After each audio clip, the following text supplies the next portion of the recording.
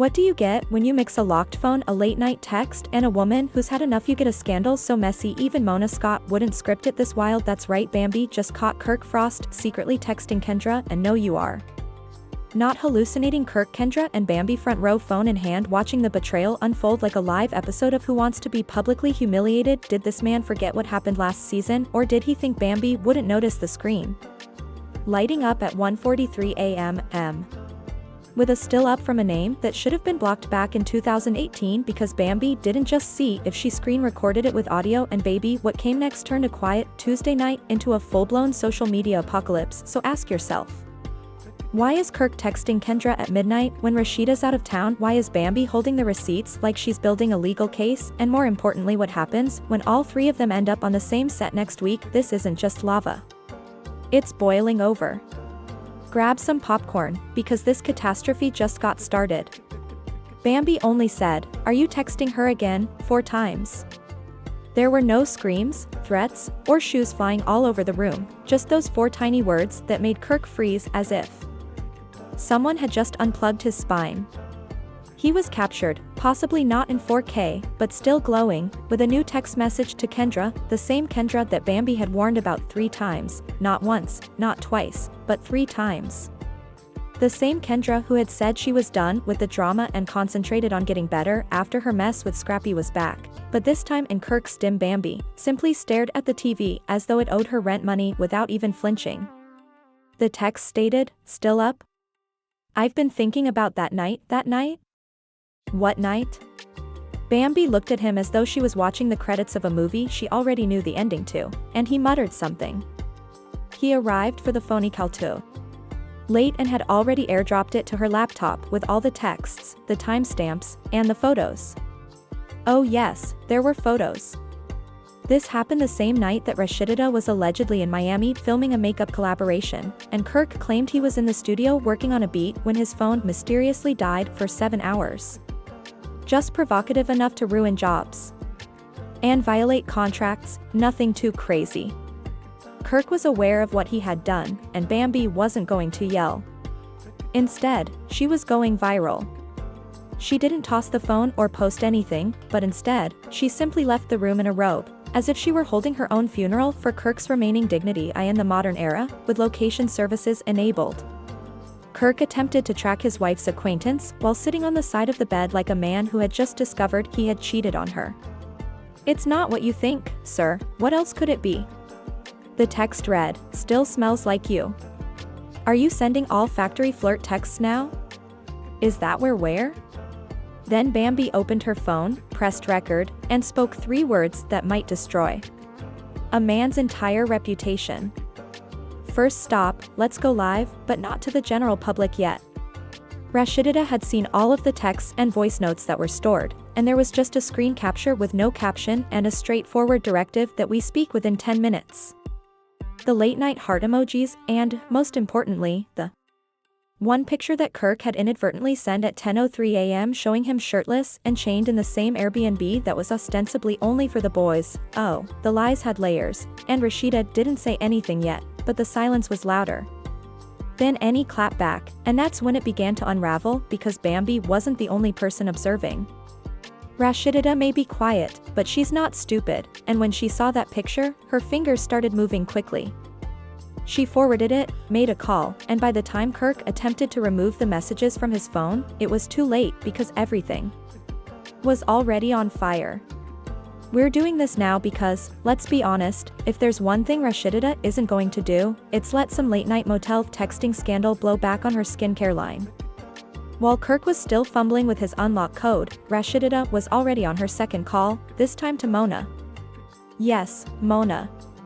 Rashida didn't respond to Bambi directly, but instead she took action. She screenshotted the same thread and sent it to production with a caption, because if this mess was going to be made public, Rashida was going to make sure she wasn't going down alone. Meanwhile, Bambi had already unfollowed Rashida, Kirk, and Kendra in that exact order. Then, she did what legends do, she posted a screenshot of a black screen with white text that said, "Don't lie, some of you do." That was it. There were no tags or mentions, just enough fuel to burn a franchise and blow it to pieces. One fan discovered the same bed frame from Kirk's leaked photo on an Airbnb outside of Atlanta when TikTok detectives honed in on message timestamps. 3 days ago, Rashida posted a vlog in which she stated, "My husband's in Miami handling business, yikes." Another female recognized the sweater he was wearing from that video. Then Kendra appeared, sweet, sly, and not so innocent. Rather than remaining silent, she chose to join the conversation with the audacity of a lady who obviously believed that no one had saved receipts. She went live without any warning or filter, just smudged audacity and messy mascara. "You all don't know what really happened," she said, shaking her head like she wasn't caught on camera. "I didn't reach out to anybody first, baby. The DMs say otherwise." One screen recording, just one, showed her saying, "I know it's wrong, but I miss how you made me feel," and Kirk replied with, "Say the word, and I'll pull up, word." The comment section went nuclear.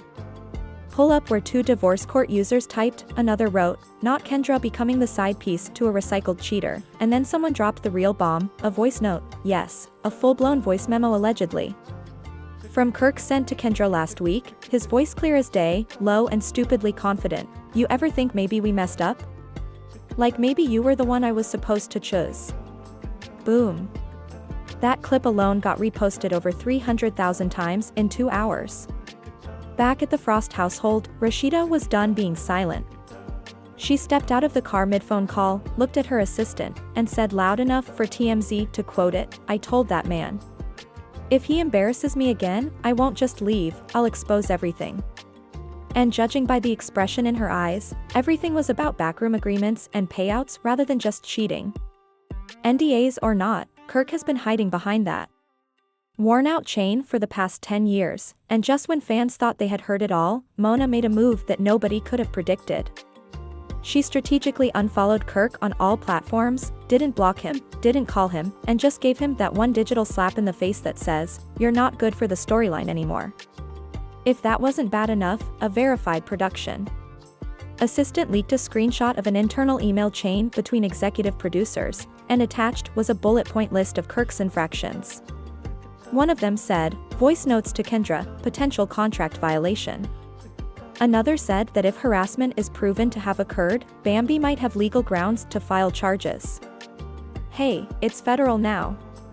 Meanwhile, Rashida dropped her own bomb, posting a picture of herself outside a lawyer's office with sunglasses and the caption, "Silence isn't strength when they're banking on your loyalty."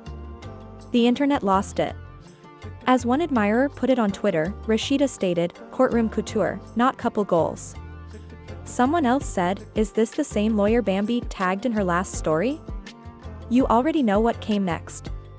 After speculation escalated into a full-fledged investigation, fans started examining old season receipts, focusing on body language, comparing confessionals, voice notes, and awkward glances.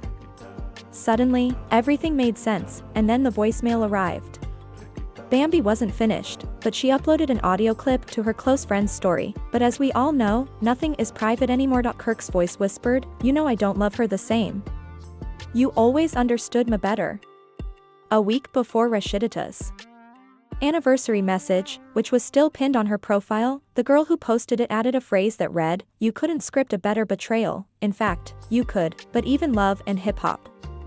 When he attempted to change the subject by calling Bambi messy and asserting that Kendra was only a friend, Bambi reacted as only a woman with 27 receipts and nothing left to lose would. She uploaded a folder named Kirk_Frost_disaster with 86 screen recordings and the chilling caption, "Don't make me just 3 words." What he said was too toxic for TV. Kirk, so he went live, hoodie up, fake humble, and tried to control the narrative, saying that anything I love about my wife online isn't real. The final straw was a leaked producer note from Mona's camp that said, "If Kirk doesn't publicly apologize by Friday, we cut him from the reunion taping." And that was enough to send Kirk straight into digital exile. He vanished, leaving behind no more lives, stories, or posts. Rumors circulated that his team advised him to go dark before Rashida's legal team filed paperwork. After years of plotting ended in a single direct message scandal, the man who believed he could play both sides was suddenly played by the same ladies he underestimated. The question now is whether VH1 will allow this man to return with another worn-out apology tour. Do you believe that Kirk's actions are permanent, that the industry is set to give him another chance, that Rashida will reveal all, or that Mona will once more defend the brand? Because the next leak might potentially terminate a marriage and a contract, please share your comments, hit the like button, and subscribe. This marks the end of the Kirk Frost legacy.